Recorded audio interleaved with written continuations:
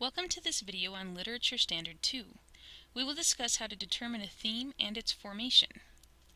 We will be covering the core standards in literature, determine a theme or central idea of a text, and analyze in detail its development over the course of the text, including how it emerges and is shaped and refined by specific details, provide an objective summary of the text.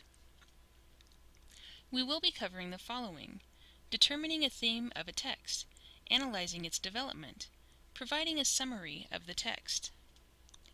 You are already an expert reader. In your many years as a student, you have read hundreds of books, stories, and articles. You have become expert in reading literature, and this experience will help you develop your skills further. The skills you learn in this session should help you improve your reading skills. When you were young, you may have read a story that ended with, "And the moral of the story is." That moral was the message that you took from the overall story. As an example, the message of the story of the Three Little Pigs was to plan a project well. We learned that building a brick house works, but a straw house didn't quite provide what they needed. You could say that the theme for the Three Little Pigs is that with good planning, you can be a success. The theme could also be about making smart choices. The theme is not something that is told explicitly. You have to read between the lines. A fictional story can have several themes because different people find different things in books. You may find something that someone else doesn't see. When you finish reading something and would like to find the theme, find a single word to sum up the story. For example, the single word for Humpty Dumpty could be caution. Caution could be said to be the subject of the story. Now take that single word and stretch it into a message. Use caution, or the result may be irreversible. This would be the theme of Humpty Dumpty.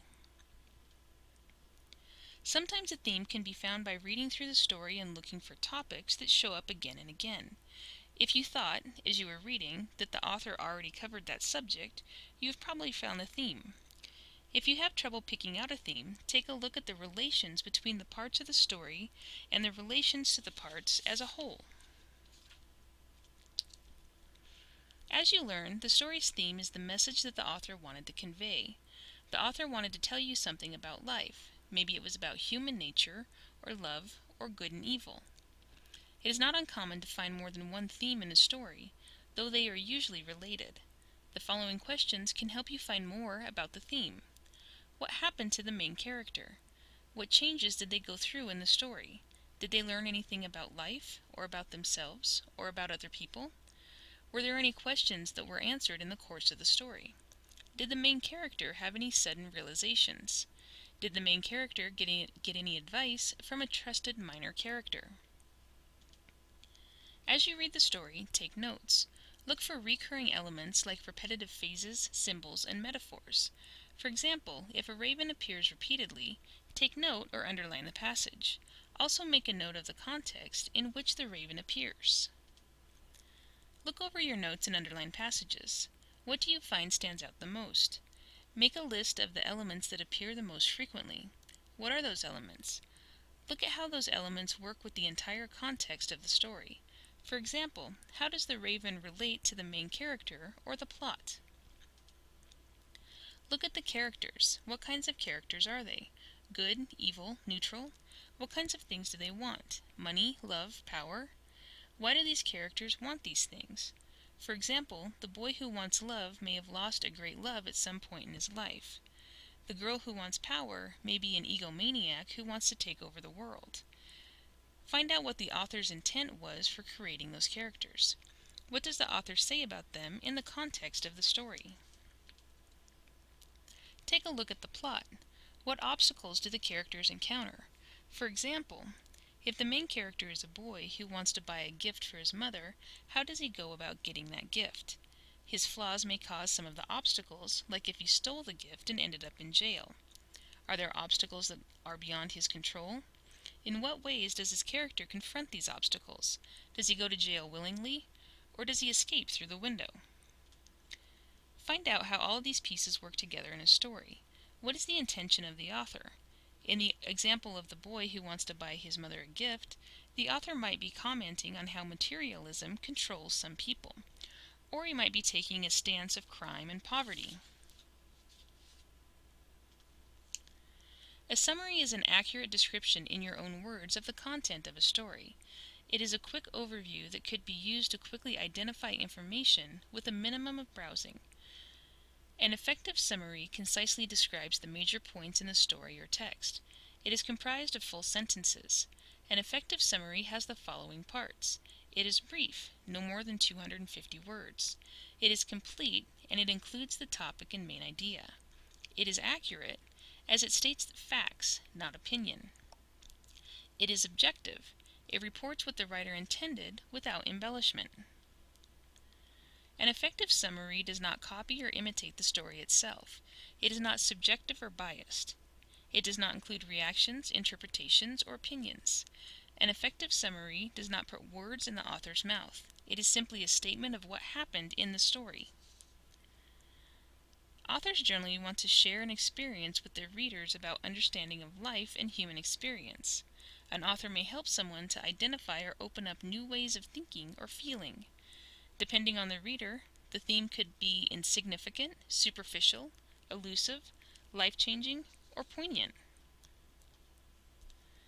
An example of a theme analysis can be done with Lewis Carroll's Alice's Adventures in Wonderland.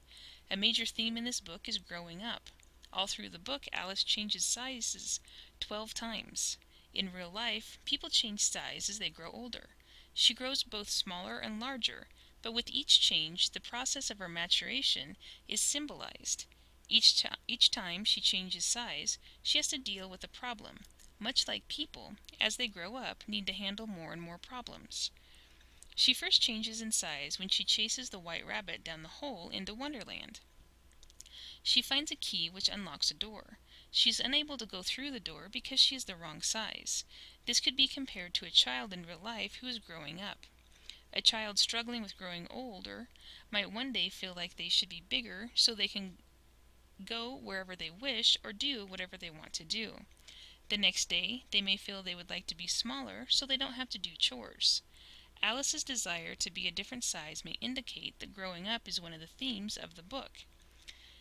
And this is not a complete analysis. You can read the full text by following this link and find the main themes for yourself. Let's do an activity to further enhance your skills. Read the following short stories, and using the skills you learned in this lesson, find the theme. Pause the video if necessary.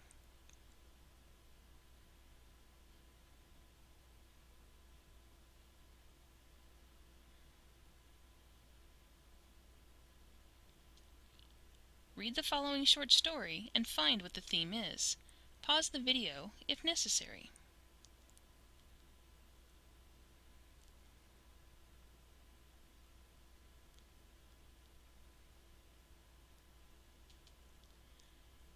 What is the theme? The theme is the moral message of the entire story.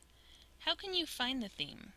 A theme can be found by reading a story and looking for recurring topics, and also looking at characters and plot and how they all fit together. What is a summary? A summary is a description in your own words of the content of the story.